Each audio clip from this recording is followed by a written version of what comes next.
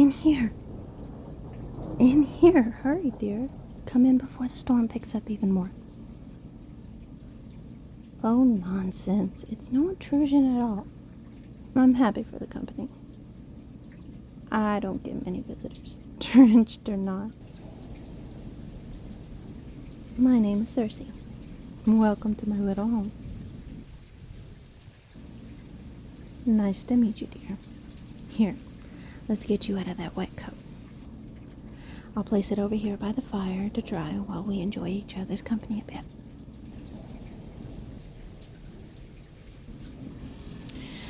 Oh no, I live here by myself. And I have for quite some time now. If I'm honest, I like it that way. It's very peaceful. So why are you out here all alone at this hour? Are you lost? You know why I'm out here. I'm sorry.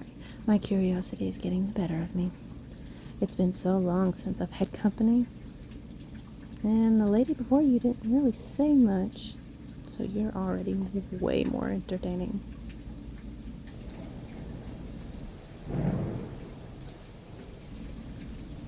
You were just wandering and started following a crow? Surely you saw the signs of the storm coming. Hey, all I'm saying, dear, is that you might want to be a little more careful in this forest. Don't want you catching a cold from the rain. Or, heavens forbid, getting caught by something. What's that look for? No, of course not. My apologies. I'm sure you are quite capable of taking care of yourself. I'm just letting the stories get the better of me. Oh, you know, the stories of the witch who lived in the wood? You haven't? Well, you must stay a while longer and let me feed you while I tell you my story. My dinner's almost done. How does that sound?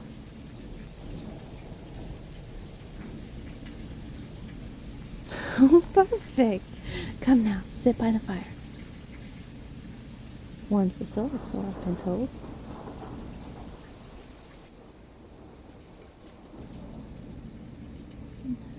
Here you go, dear. A nice stew. A lovely rainy day meal, don't you think?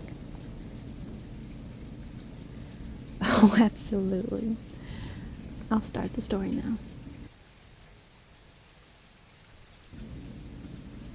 So there once was a man and his wife who lived in the next town over.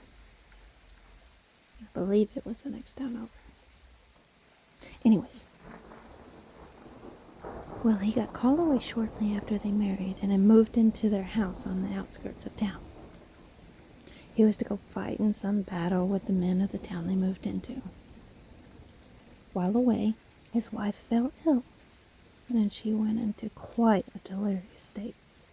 Poor thing. Well, in a brief moment of clarity, she took to the road that led to the town in search of someone to help her.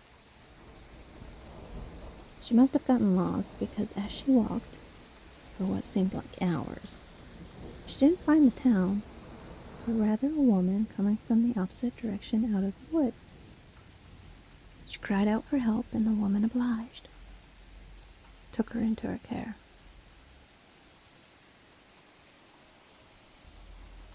And sometime later, the man returned home to find his wife was missing.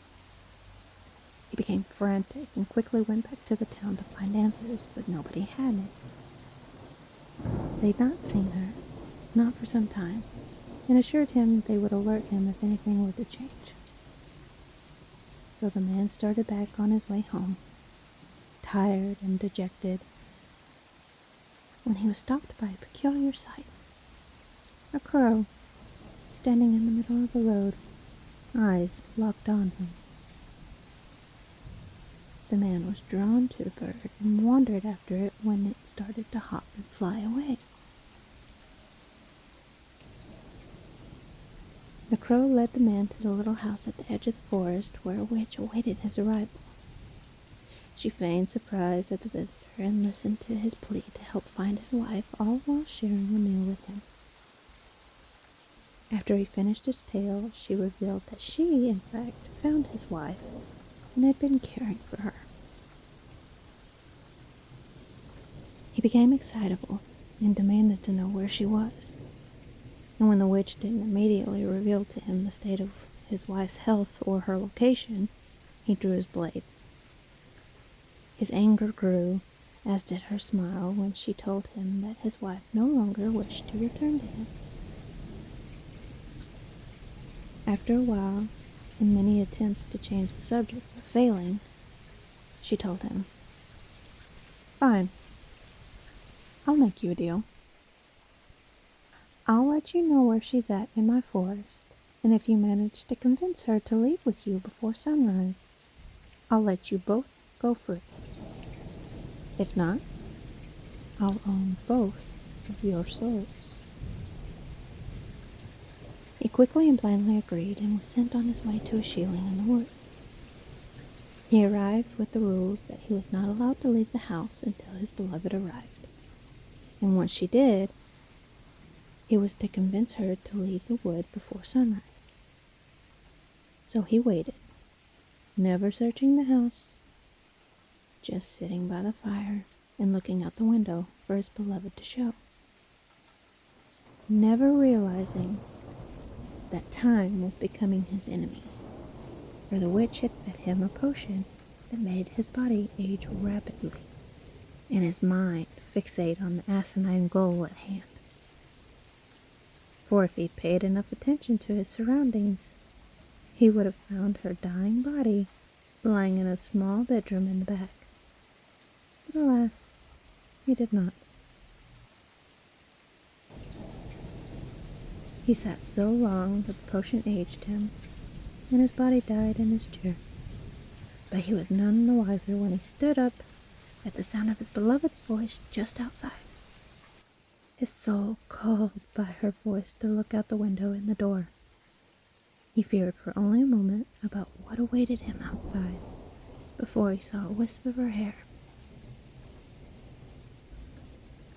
He quickly rushed outside to hear her singing. "Come, my love, and sway with me underneath the elder tree." He fell for her enchanting voice and chased her through the wood, dancing like they were young and courting before he came to his senses and touched her hand. It was cold as the grave, and he rushed back to the shieling, ripped the door open, and saw his own body sitting in the chair. She appeared behind him as the dark of night started to lighten and uttered one more verse. "Come, my love, and sway with me, for the sun is set to rise."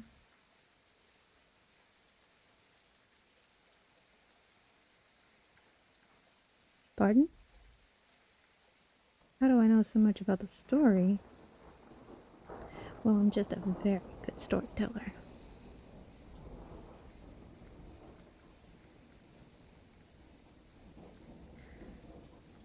I know too many specifics. If I didn't know better, Well, aren't you just the smartest little mouse in a trap?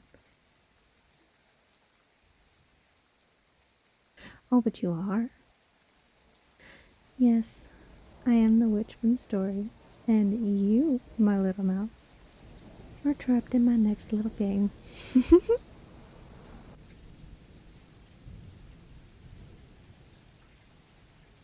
How are you trapped?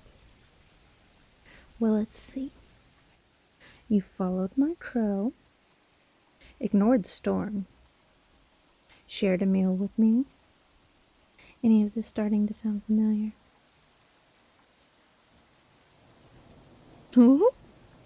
There it is. Yes, you humans are notorious for blind faith in your own self-protection and lack of awareness. That is, until it's blatantly obvious that you need to think twice about it. But then it's too late.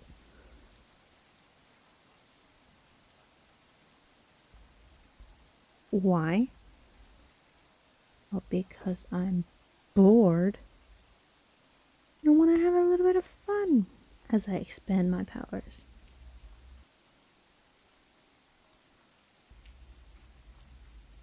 Oh, yes, I'm going to give you a similar deal as to the man from the story. But your deal will be just a teensy bit different. See, your meal wasn't a potion to age you quickly, but one that paralyzes the senses. So you are racing against time, just in a different way.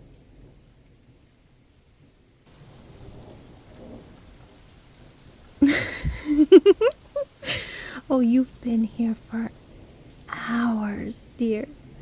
And the storm is still raging, so you best...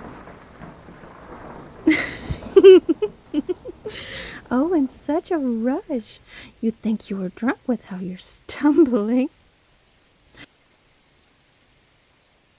Remember, you must find your way out of the forest before sunrise, my dear.